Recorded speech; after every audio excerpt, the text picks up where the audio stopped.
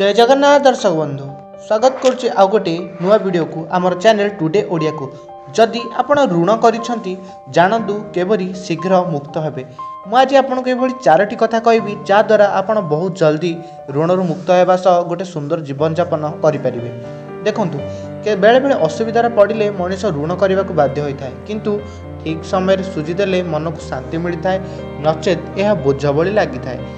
चलतु जानिबा ए चारोटी जिनिस जहाद्वारा कि आपण शीघ्र करजरू मुक्ति पाइबे बोली पूर्वपुरुषर विश्वास रही अछि। एक पक्षी मानकु खाइबाकु देले जीवन रे एही सब सुख मिली थाए जाहाकु केबे भी केही कल्पना करि नथिबे। एपरिक प्रतिदिन हेउ अबा मंगलवार और शनिवार दिन पक्षी को दाना खाइबाकु देले करज मुक्तिर बाट शीघ्र खोली जाए बोली बहुत सन्थ माने भी कहिसंती।